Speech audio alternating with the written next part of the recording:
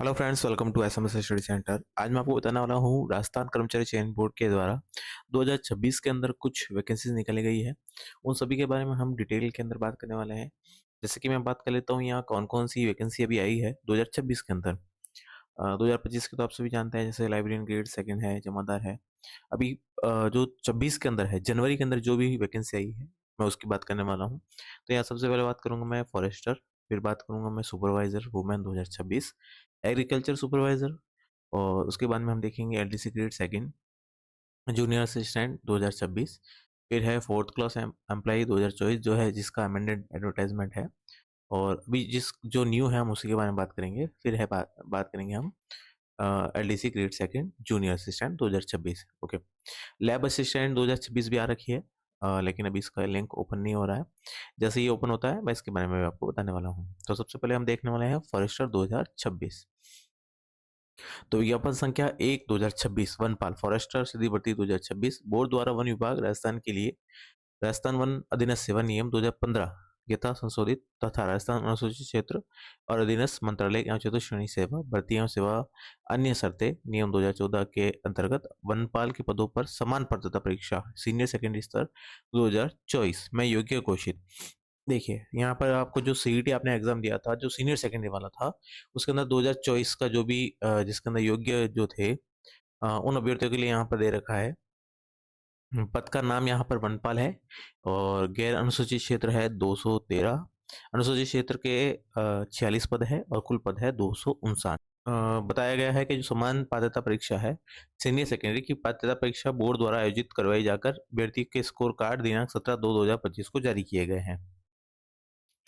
जो 17/2/2025 को जो लिस्ट आई है उसके अंदर जो अभ्यर्थी हैं वही यहाँ पर एलिजिबल है इस वनपाल सीधी भर्ती के लिए, और साथ में जो इसकी पात्रता रखते हैं। आवेदन प्रक्रिया आप सभी को पता है कि आवेदन आपको कहाँ से करना है। आपको वन टाइम रजिस्ट्रेशन करना है एसएसओ आईडी से, और वहाँ पर आपको फॉर्म भरना है। फिर मैं बात करता हूँ यहाँ पर इसकी जो एलिजिबिलिटी है वो क्या क्या है। एक बार ये पंजीयन शुल्क लगेगा आपका, जो कि आप सभी को पता है। सामान्य वर्ग के लिए 600 रुपये है, और यहाँ पर क्रिमी लेयर और अन्य पिछड़ा वर्ग के लिए 400 रुपये, और समस्त दिव्यांगजन हेतु यहाँ पर 400 रुपये है। फिर बात करता हूँ मैं यहाँ पर पोस्ट की। तो यहाँ देखिए, गैर अनुसूचित क्षेत्र के सामान्य, अनुसूचित जाति, अनुसूचित जनजाति, अन्य पिछड़ा वर्ग, अति पिछड़ा वर्ग और आर्थिक रूप से कमजोर वर्ग। ठीक है। उसके बाद में 12 जिले की सांवरिया आदिजाति के लिए। तो यहाँ पर सामान्य का है 71, सामान्य महिला की है 20, और विधवा की है 8, और परित्यक्ता की है 2। सामान्य की यहाँ पर वापस से अनुसूचित क्षेत्र के अंदर 22 है। मैं यहाँ पर सामान्य की बात कर लेता हूँ। अनुसूचित जनजाति की है 19, और अन्य पिछड़ा वर्ग की है 15, अति पिछड़ा वर्ग की है 7, और आर्थिक रूप से पिछड़े कमजोर वर्ग की है यहाँ पर 15, और क्षेत्रीय आरक्षण मीन्स हॉरिजॉन्टल रिजर्वेशन भी है यहाँ पर। ठीक है ना। एसिड अटैक विक्टिम के लिए यहाँ पर जनरल के लिए 12 पोस्ट है, सॉरी 13 है, और भूतपूर्व सैनिक के लिए जनरल के लिए 12, एससी के लिए 3, एसटी के लिए 3, और ओबीसी की 2 है, एमबीसी 1 है, और ईडब्ल्यूएस की 2 है, और उत्कृष्ट खिलाड़ी की यहाँ पर 4 पोस्ट है। अनुसूचित क्षेत्र के अंदर भी यहाँ पर पोस्टें हैं, जो 46 हैं पोस्टें। 19 यहाँ पर सामान्य की है, 2 अनुसूचित जाति की है, और 11 अनुसूचित जनजाति की है। और यहाँ पर भी हॉरिजॉन्टल रिजर्वेशन दे रखा है। एसिड अटैक के लिए 4, और एसिड अटैक विक्टिम के लिए, और भूतपूर्व सैनिक के लिए यहाँ पर जनरल की 3, एससी की 0, एसटी की 2, और उत्कृष्ट खिलाड़ी की 1 है। ओके। बाकी आप सभी का वही नियम और शर्तें यहाँ पर बता रखी है कि आपको क्या क्या चीज़ें ध्यान में रखनी है, और किस किस चीज़ों को यहाँ पर आपको कैसे फिल करना है। जैसे कि यहाँ पर उत्कृष्ट खिलाड़ी के लिए दे रखा है कि राज्य सरकार के अधिसूचना क्रमांक के दिनांक 21/11/2019 के अनुसार कुल रिक्तियों का 2% दे होगा। उत्कृष्ट खिलाड़ी हेतु आरक्षित पदों का आरक्षण सहज रूप से है, अर्थात आवेदक जिस वर्ग, सामान्य है, आर्थिक रूप से कमजोर वर्ग है, अनुसूचित जाति है, अनुसूचित जनजाति है, या पिछड़ा वर्ग है, या अति पिछड़ा वर्ग है का होगा, उसे उसी वर्ग के अंतर्गत समायोजित किया जाएगा। देखिए आपका जो भी वर्ग है आपको उसी के अनुसार उस उत्कर्ष खिलाड़ी के अंदर जितनी पोस्ट है उसके अंदर आपको उतना ही वहां पर दिया जाएगा। यहाँ पर बता रखा है अंतर्राष्ट्रीय खेल संस्था और टूर्नामेंट चैंपियनशिप का नाम आपके कौन कौन से होने चाहिए खेल कूद के लिए, वो यहाँ पर आपको सारी इंफॉर्मेशन वो यहाँ पर दे रखी है। अब बात करता हूँ मैं यहाँ पर पात्रता एवं शैक्षणिक योग्यता की। राजस्थान माध्यमिक शिक्षा बोर्ड अजमेर द्वारा या केंद्रीय माध्यमिक शिक्षा बोर्ड से सरकार द्वारा समकक्ष घोषित सीनियर सेकेंडरी 12वीं की परीक्षा उत्तीर्ण होना चाहिए और साथ में देवनागरी लिपि में लिखित हिंदी में कार्य करने का ज्ञान और राजस्थान की संस्कृति का ज्ञान होना चाहिए। जो व्यक्ति पाठ्यक्रम के अंतिम वर्ष की परीक्षा में उपस्थित हुआ है या सम्मिलित हो रहा हो, इन नियमों से उल्लिखित पद के लिए शैक्षणिक योग्यता का आवश्यक है कि सीधी भर्ती के लिए उक्त पद के लिए आवेदन करने के लिए पात्र होगा, लेकिन वह उस उपयुक्त चयन एजेंसी को अपेक्षित शैक्षिक योग्यता का प्राप्त करने का प्रमाण प्रस्तुत करना होगा। मुख्य परीक्षा में उपस्थित होने से पहले जहां लिखित परीक्षा और साक्षात्कार के 2 चरणों के माध्यम से चयन किया जाता है। साक्षात्कार में उपस्थित होने से पहले जहां लिखित परीक्षा और साक्षात्कार के माध्यम से चयन किया जाता है। तो तीसरा है लिखित परीक्षा या साक्षात्कार में उपस्थित होने से पहले या जहां केवल लिखित परीक्षा या केवल साक्षात्कार के माध्यम से चयन किया जाना है, जैसा भी मामला हो। देखिए, यहाँ पर ये जो मैंने बताया आपको कि आपको जो अपनी शैक्षणिक योग्यता है, वो इन 3 पॉइंट के लिए बताई गई है। जैसे कि अगर यहाँ पर कोई परीक्षा है, तो उसके लिए या फिर परीक्षा और साक्षात्कार दोनों है, तो दोनों के लिए या फिर आपका केवल साक्षात्कार है या केवल आपकी परीक्षा है, उसके लिए आपको वहाँ पर आपकी जो शैक्षणिक योग्यता का जो प्रमाण है, वो वहाँ पर देना होगा।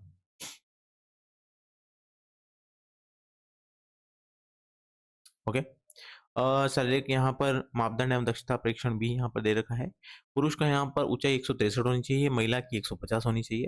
सीने का घेरा यहाँ पर सामान्य 84 होना चाहिए, फैलाव 5 होना चाहिए और महिला के लिए यहाँ पर 79 और यहाँ पर फैलाव 5 होना चाहिए। और यहाँ पे जैसे अनुसूचित जनजाति और नस्लें जैसे असमिया, भूटानी, गढ़वानी, गोरखा, कुमाऊँ, लद्दाखी, मिजो, नागा ये जितने भी है, उन सभी के लिए यहाँ पर अभ्यर्थी की पुरुष में है 152 और महिला की है 145। पद चाल परीक्षण पुरुष और महिला अभ्यर्थी को क्रमशः 25/16 किलोमीटर की दूरी 4 घंटे के भीतर-भीतर पैदल चलकर तय करने का वाला एक शारीरिक दक्षता परीक्षण उत्तीर्ण करना होगा। देखिए, यहाँ पर पुरुष के लिए तो 25 है, महिला के लिए 16 किलोमीटर है, तो कृपया इस चीज़ को ध्यान रखिएगा। और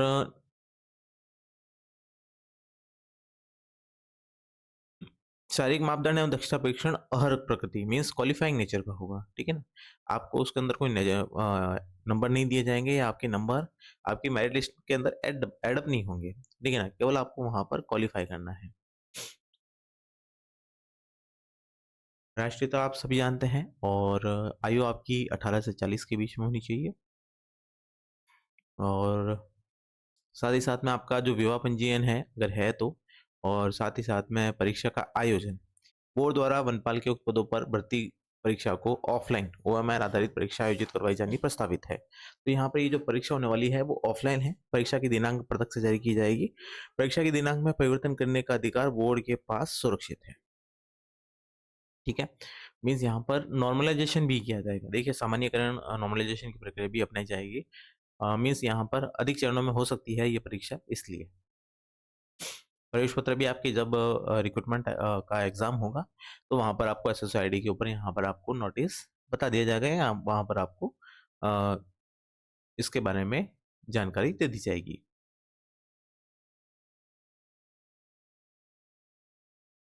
और यहाँ पर जैसे कि ओटीआर में आपको जो फ़ोटो है आपको लाइव कैप्चर करना है। मीन्स जो भी अभी सारे दिशा निर्देश हैं, वो यहाँ पर आपको फ़ॉलो करने हैं और किसी भी प्रकार का आपको यहाँ पर जो फ़ोटो है, ठीक है ना? फ़ोटो आपको अपना नया डालना है और साइन भी आपको अपना नए करने हैं। ऑनलाइन आवेदन में संशोधन की प्रक्रिया भी है। अभ्यर्थी का नाम, पिता का नाम, लिंग, जन्म तिथि और स्वयं का फ़ोटो हस्तलिखित नमूना, ठीक है ना? एक बार आप यहाँ पर सबमिट कर देंगे, तो यहाँ पर आपको वापस से इन चीज़ों को चेंज करने का मौका नहीं दिया जाएगा। तो आप जो भी अपना फॉर्म भरते हैं, कृपया करके उसको आराम से और पूरी सोच समझ के साथ भरिए कि आपको क्या आपका नाम के अंदर कोई अगर गड़बड़ी है, तो पहले ही उसको सही करा लें, उसके बाद में आप वहाँ पर उसको फॉर्म को फिल करें।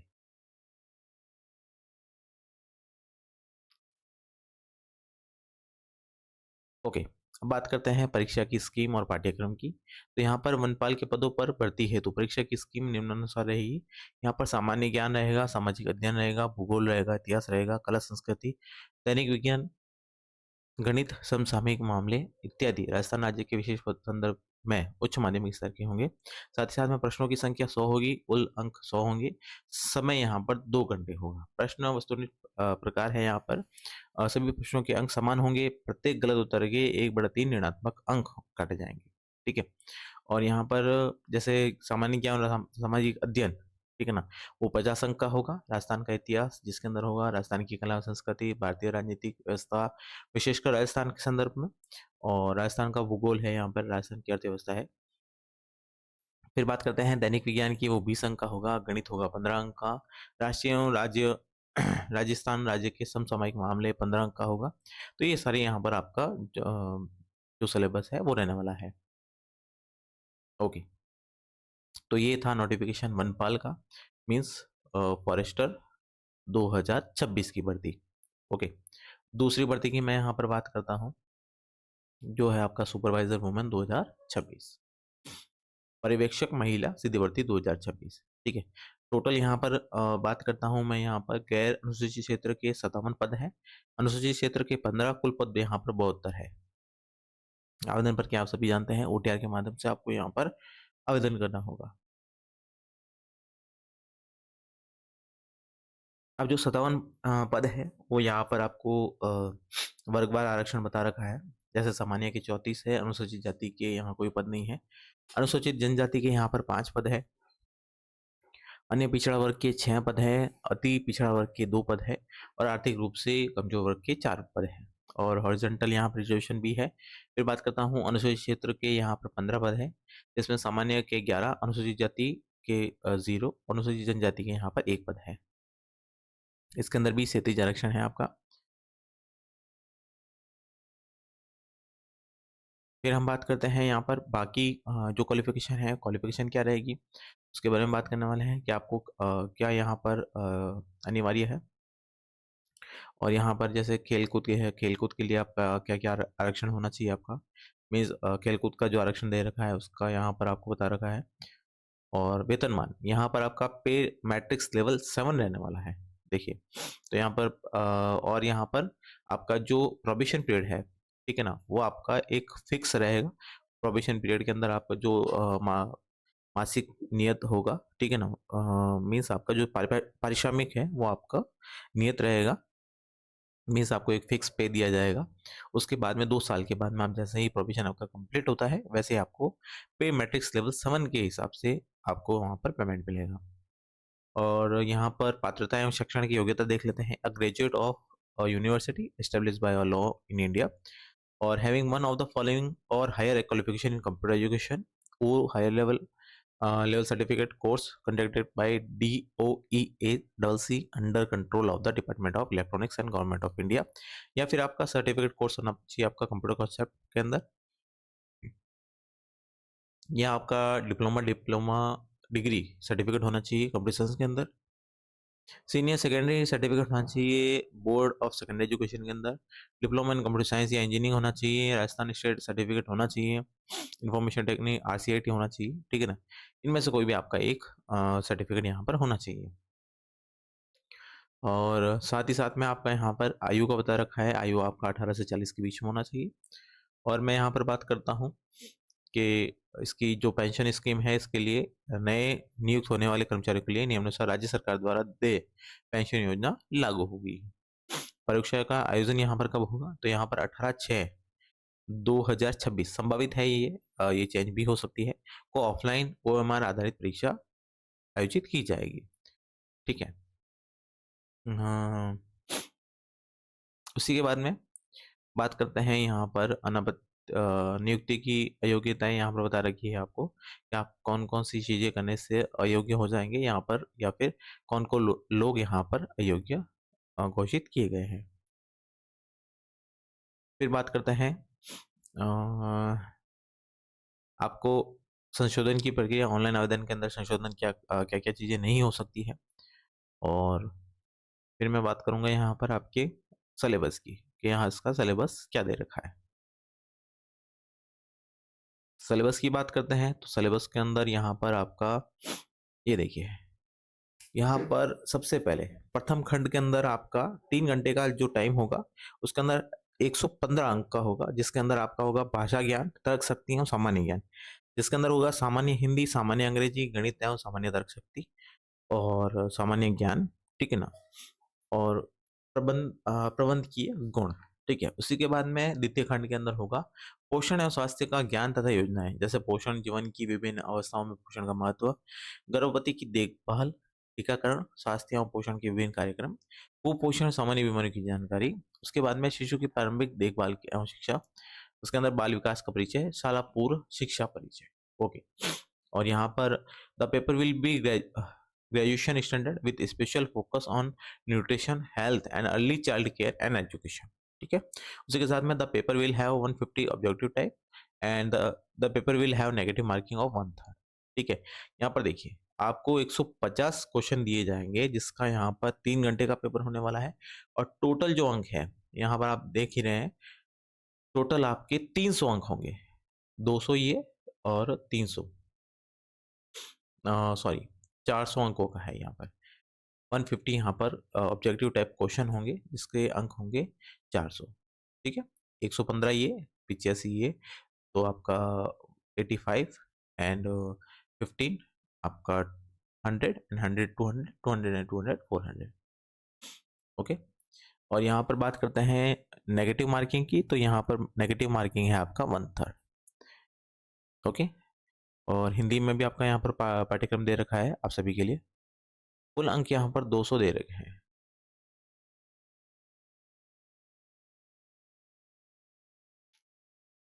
अच्छा, मीन्स आपका यहाँ पर टोटल ही 200 नंबर का ही है, सॉरी यहाँ पे 115 115 का ही है और 85 का ही है, ठीक है ना। 200 है, 400 नहीं है, 200 है और 150 क्वेश्चन है, 150 के 200 नंबर है। शायद यहाँ पर मैंने इसको भी काउंट कर लिया था। ये आपका कुल अंक है, टोटल जो है 200 अंकों का है, ठीक है। जैसे कि यहाँ लिखा है ऊपर ही ऊपर कि आपका 200 अंक है, टोटल जो भी है 200 अंक का है यहाँ पर। और ये आपका सिलेबस रहने वाला है। और द्वितीय खंड के अंदर आपका पूरा का पूरा क्या क्या चीज़ें होगी क्या नहीं होगी वो यहाँ पर आपको डिटेल के अंदर बता रखा है, ठीक है। तो ये थी पर्यवेक्षक महिला भर्ती 2026, ओके। और अब बात करने वाला हूँ मैं तीसरी भर्ती के बारे में, जो है कृषि पर्यवेक्षक एग्रीकल्चर सुपरवाइजर सीधी भर्ती 2026। पद का नाम कृषि पर्यवेक्षक है। यहाँ पर 944 गैर अनुसूचित क्षेत्र का है, अनुसूचित क्षेत्र के 156 है, कुल पद 1100 है। और इसकी प्रक्रिया भी वैसे ही रहने वाली है बाकी जैसे आप भरते हैं OTR के माध्यम से। और यहाँ पर शनिवार देख लेते हैं, 243 सामान्य के, अनुसूचित जाति के 105, अनुसूचित जनजाति के 78 है, अन्य पिछड़ा वर्ग के 137, अति पिछड़ा वर्ग के 33 और यहाँ पर आर्थिक कमजोर वर्ग के 66 और 12 जिले के सावरिया आदिम जाति के लिए यहाँ पर 3 है। और क्षैतिज हॉरिजॉन्टल रिजर्वेशन यहाँ पर दे रखा है। फिर उसके बाद में अनुसूचित क्षेत्र है, उसके भी यहाँ पर 156 पद है, जिसके अंदर सामान्य के 56 है, अनुसूचित जाति के 5, अनुसूचित जनजाति के 49 है।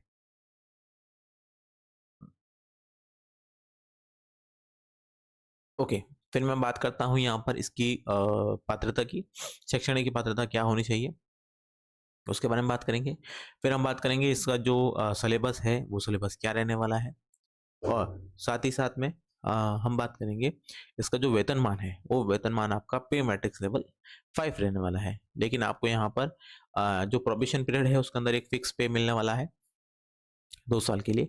पात्रता की बात करूँ यहाँ पर तो भारत में विधि द्वारा स्थापित किसी मान्यता प्राप्त विश्वविद्यालय से BSc कृषि के अंदर या BSc कृषि उद्यान के अंदर ऑनर्स अथवा किसी मान्यता प्राप्त बोर्ड से 12वीं योजना के अधीन कृषि के साथ सीनियर सेकेंडरी या पुरानी योजना के अधीन कृषि के साथ उच्च माध्यमिक। देखिए यहाँ पर दोनों दे रखे हैं, मीन्स आपको कृषि के अंदर आपको यहाँ पर ज्ञान होना चाहिए, ठीक है। एग्रीकल्चर के अंदर आपकी कोई भी डिग्री होनी चाहिए। देवनागरी लिपि में हिंदी लिखी हिंदी में कार्य करने का ज्ञान और राजस्थान की संस्कृति का ज्ञान यहाँ पर आपको होना चाहिए। फिर मैं बात करता हूँ यहाँ पर इसके सिलेबस की, तो सिलेबस इसका क्या रहने वाला है। एग्जाम आपका यहाँ पर परीक्षा का आयोजन 18/4/2026 को होने वाला है, मीन्स अप्रैल के अंदर ही इसका एग्जाम है जो कि ऑफलाइन होने वाला है। और ऑफलाइन माध्यम से ही OMR के माध्यम से आपका यहाँ पर एग्जाम होने वाला है। फिर मैं यहाँ बात करता हूँ इसके सिलेबस की। सिलेबस जो रहने वाला है वो आपका परीक्षा की जो स्कीम है, परीक्षा की स्कीम क्या रहने वाली है वो बता देता हूँ मैं आपको। तो यहाँ परीक्षा की स्कीम और पाठ्यक्रम यहाँ पर आपका रहने वाला है। भाग फर्स्ट के अंदर सामान्य हिंदी रहेगी, जो प्रश्नों की संख्या 15, कुल अंक यहाँ पर 45। भाग दूसरा राजस्थान का सामान्य ज्ञान, इतिहास एवं संस्कृति, प्रश्नों की संख्या 25, कुल अंक 75। भाग थर्ड शस्य विज्ञान जो 20 है आपका, कुल अंक है 60। भाग फोर के अंदर उद्यानिकी 20 प्रश्नों की संख्या और कुल अंक 60। भाग 5 में पशुपालन 20 अंकों का सॉरी प्रश्नों का होगा और यहाँ पर कुल अंक 60। टोटल 100 क्वेश्चन है और 300 नंबर का होगा। वैकल्पिक प्रकार का एक प्रश्न पत्र होगा, अधिकतम पूर्णांक 300 अंक का होगा। प्रश्न पत्र के प्रश्नों की संख्या 100 होगी। प्रश्न पत्र की अवधि 2 घंटे की होगी। प्रत्येक प्रश्न के 3 अंक होंगे। प्रत्येक गलत उत्तर के लिए यहाँ पर 1/3 ऋणात्मक भाग काटा जाएगा। सिलेबस यहाँ पर आपको हिंदी का दे रखा है। प्रश्नों की संख्या 15 है, जिसके अंदर आपका ये जितने भी जो हिंदी के हैं, जैसे मैं बात करूँ यहाँ पर संधि विच्छेद हो गया, उपसर्ग हो गया और शब्द युग्मों का भेद, पर्यायवाची, शब्द शुद्धि, वाक्य शुद्धि, वाक्यांश के लिए एक उपयुक्त शब्द, ये सारे यहाँ पर हिंदी का यहाँ पर सिलेबस रहेगा। फिर बात करता हूँ सामान्य ज्ञान की, जिसका जो क्वेश्चन है 25 रहेंगे, पूर्णांक 75 रहेंगे और जिसके अंदर राजस्थान का भौगोलिक संरचना हो गया है, राजस्थान का इतिहास हो गया है, भारतीय स्वतंत्रता संग्राम में राजस्थान का योगदान, विभिन्न राजस्थान बोलियां, कृषि, पशुपालन, लोक देवी देवता, ये सारा का सारा आपका यहाँ पर रहने वाला है। ठीक है ना, तो ये सारा सिलेबस आपका रहने वाला है कृषि पशु पर्यवेक्षक, जो आपका एग्रीकल्चर सुपरवाइजर सीधी भर्ती 2026 है। फिर मैं यहाँ बात करता हूँ नेक्स्ट वैकेंसी की, जो है लिपिक ग्रेड सेकंड, जिसका मैंने आपको बताया था संशोधित जो है यहाँ पर नोटिफिकेशन निकाला गया है बोर्ड द्वारा। यहाँ पर सहायक सहयोग सीधी भर्ती 2026 के कुल 10,644 पदों, गैर अनुसूचित क्षेत्र जिसके अंदर 9,642 और गैर अनुसूचित क्षेत्र 1,002 पद दिनांक 12/1/2026 को विज्ञापन जारी किया गया था। उक्त विज्ञापन के संख्या 15 पर बिंदु संख्या 8 में निम्नलिखित बिंदुओं को शामिल किया जाता है। यहाँ पर कोई बिंदु है 8 में, उसको यहाँ पर ये सारी चीजें ऐड की गई है, जो कि है आर्थिक रूप से कमजोर वर्ग के पुरुष अभ्यर्थियों को जो राजस्थान के मूल निवासी है के मामले में 5 वर्ष की छूट दी जाएगी। आर्थिक रूप से कमजोर वर्ग की महिला अभ्यर्थियों को जो राजस्थान की मूल निवासी है के मामले में 10 वर्ष की छूट दी जाएगी। और यहाँ पर ये शेष शर्तें पूर्व में जारी विज्ञापित संख्या 4/2026 दिनांक 12/1/2026 के अनुसार यथावत है। ओके, बस आपका यही एक संशोधित विज्ञापन था, जो है कनिष्ठ सहायक संयुक्त सीधी भर्ती परीक्षा 2026। अब यहाँ बात करता हूँ जो विज्ञापन आया था 4/2026, जो था आपका लिपिक ग्रेड सेकंड कनिष्ठ सहायक संयुक्त सीधी भर्ती परीक्षा 2026। ठीक है, तो यहाँ पर टोटल आपके जो थे, अभी मैंने आपको बताया टोटल यहाँ पर आपके 9,642 और अनुसूचित क्षेत्र गैर अनुसूचित क्षेत्र के 1,002 पद थे। ठीक है ना, कौन कौन से पोस्ट कहाँ पर कितनी पोस्ट हैं वो यहाँ पर आपको बता रखी है। जैसे कि राजस्थान लोक सेवा आयोग के अंदर लिपिक ग्रेड सेकंड है, जिसका है गैर अनुसूचित क्षेत्र के अंदर 6 पद है, अनुसूचित क्षेत्र का कोई पद नहीं है, कुल 6 पद है। फिर बात करते हैं प्रशासनिक सुधार विभाग, राज्य के अधीनस्थ विभाग एवं कार्यालय, राजस्थान अधीनस्थ एवं मंत्रालय सेवा नियम 1999 एवं समय समय पर यथा संशोधित कनिष्ठ सहायक 8,827 पद है और अनुसूचित क्षेत्र के 979 पद है, जिसमें से कुल जो इनका योग है वो 9,806 पद है। कृषि विपणन निर्देशालय, कृषि उपज मंडी समिति, जिसके यहाँ पर कनिष्ठ सहायक के 581 और अनुसूचित क्षेत्र के 19 पद हैं। राजस्थान राज्य कृषि विपणन बोर्ड के यहाँ पर 98 मीन्स 98 पद तो गैर अनुसूचित क्षेत्र के हैं और अनुसूचित सूचित क्षेत्र के यहाँ पर कोई भी पद नहीं है। राजस्थान प्रदूषण नियंत्रण बोर्ड के कनिष्ठ सहायक के 46 पद हैं और अनुसूचित क्षेत्र के 4 पद हैं। माध्यमिक शिक्षा बोर्ड राजस्थान के यहाँ पर लिपिक ग्रेड सेकंड के 84 पद है और यहाँ पर अनुसूचित क्षेत्र के यहाँ पर 0 पद है। तो टोटल 9,642 तो गैर अनुसूचित क्षेत्र के हैं और अनुसूचित क्षेत्र के 1,002 पद है। टोटल 10,644 पद है। ओके, फिर अब यहाँ पर बात करते हैं कि जो इसकी शैक्षणिक योग्यता है वो क्या रहने वाली है। साथ ही साथ में हम देखेंगे इसके अंदर जो बोर्ड की स्कीम है वो क्या रहने वाली है, मीन्स आपका एग्जाम स्कीम क्या रहने वाला है, एग्जाम कब होने वाला है, वो सारी चीज़ें हम देखने वाले हैं। तो यहाँ पर श्रेणीवार यहाँ पर आपको बता रखा है कि कौन कौन से पद कितने कौन कौन सी श्रेणी के अंदर है। ओके, फिर मैं बात करता हूँ यहाँ पर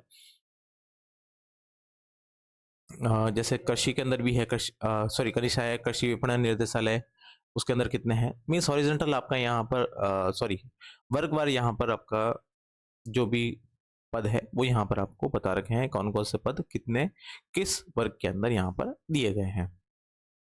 ओके, फिर मैं बात करते हैं यहाँ पर उसके एग्ज़ाम स्कीम की, एग्ज़ाम स्कीम क्या रहने वाला है, साथ ही साथ हम बात करेंगे कि इसका सिलेबस क्या रहने वाला है और इसके अंदर आपकी जो पात्रता है वो क्या रहने वाली है। यहाँ पर बात करता हूँ मैं वेतनमान की, तो यहाँ पर प्री मैट्रिक्स लेवल 5 रहने वाला है। ओके, और पात्रता एवं शैक्षणिक योग्यता की बात करता हूँ, senior secondary from a recognised board और इट्स इक्विवेलेंट एग्जामिनेशन। साथ ही साथ में आपको ओ लेवल या high level education sorry level certificate course होना चाहिए, और या फिर आपका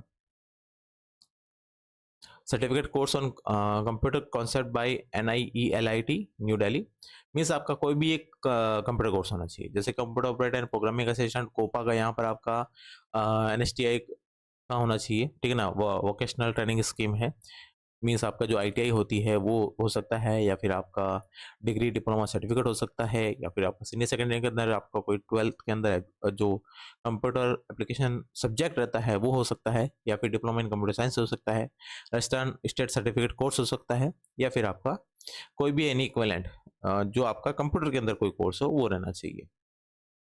ओके, फिर हम बात करेंगे इसके परीक्षा का आयोजन की। परीक्षा की दिनांक है 5/7/2026, 6/7/2026, मीन्स जुलाई के अंदर यहाँ पर एग्जाम होने वाला है इसका, और ये आपकी निर्धारित है, मीन्स ये इसके अंदर चेंजेस भी हो सकते हैं। अभी केवल आपको एक डेट दी गई है कि इस डेट को यहाँ पर एग्जाम हो सकता है, आगे या पीछे हो सकता है, मीन्स जैसे जुलाई के अंदर नहीं तो आपका अगस्त के अंदर या सितंबर के अंदर इसका एग्जाम हो जाएगा, ठीक है ना। अगर यहाँ पर जो बोर्ड ने यहाँ पर तय किया है उसके मुताबिक यहाँ पर सारी चीज़ें रहती है, तो उसके हिसाब से वो यहाँ पर अ, आपका जो एग्जाम है वो जुलाई के अंदर हो जाएगा। फिर बात करते हैं परीक्षा की स्कीम और पाठ्यक्रम की। सामान्य ज्ञान और दैनिक विज्ञान गणित 3 घंटे का रहेगा, 100 अंक रहेंगे। दूसरा रहेगा सामान्य हिंदी और अंग्रेजी 3 घंटे 100। फिर बात करते हैं फेज सेकंड, निःशक्त व्यक्तियों से भिन्न अभ्यर्थियों के लिए यहाँ पर कंप्यूटर पर हिंदी टंकन होगा आपका गति परीक्षण 10 मिनट का, और दक्षता परीक्षण होगा 10 मिनट का। फिर कंप्यूटर पर अंग्रेजी टंकन में यहाँ पर गति परीक्षण होगा 10 मिनट का, और दक्षता परीक्षण 10 मिनट का, ठीक है। देखिए यहाँ पर पहले से ही दिया गया है, निःशक्त व्यक्तियों को उनके द्वारा फेज फर्स्ट में प्राप्त औसत अंक दिए जाएंगे, ठीक है ना। उनका से जो सेकंड फेज है वो यहाँ पर नहीं किया जाएगा, क्योंकि यहाँ पर उसका जो उनका जो कंप्यूटर टेस्ट है वो यहाँ पर नहीं लिया जाएगा। सिलेबस आपको यहाँ पर दे रखा है, टोटल पेपर फर्स्ट का 3 घंटे, समय 3 घंटे है, अंक 100 नंबर है। सामान्य ज्ञान का, राजस्थान का इतिहास एवं संस्कृति, राजस्थान का औद्योगिक विकास, दैनिक विज्ञान जो आपका एवरीडे साइंस रहता है उसके अंदर, मैथमेटिक्स के अंदर क्या आने वाला है वो सारी चीज़ें। पैटर्न ऑफ क्वेश्चन पेपर यहाँ पर ऑब्जेक्टिव टाइप क्वेश्चन पेपर रहेगा, मैक्सिमम मार्क्स 100 रहेंगे, number of question 150, duration of paper 3 घंटे, और all question carry equal marks. There will be 1/3 part negative marking, ठीक है ना। यहाँ पर आपका नेगेटिव मार्किंग भी रखी गई है 1/3 पार्ट। ओके, तो ये थे notification Rajasthan staff selection board की जो मैंने कवर किए हैं आज की डेट में। एक आपका बाकी रह गया है लैब असिस्टेंट 2026। ये इसका लिंक ओपन नहीं हो रहा है, ठीक है ना। जैसे ही ये ओपन होता है मैं इसके बारे में भी आपको जानकारी देने वाला हूँ। ऐसे ही वीडियो पाने के लिए हमारे चैनल को लाइक शेयर एंड सब्सक्राइब करना ना भूलें। Thank you so much.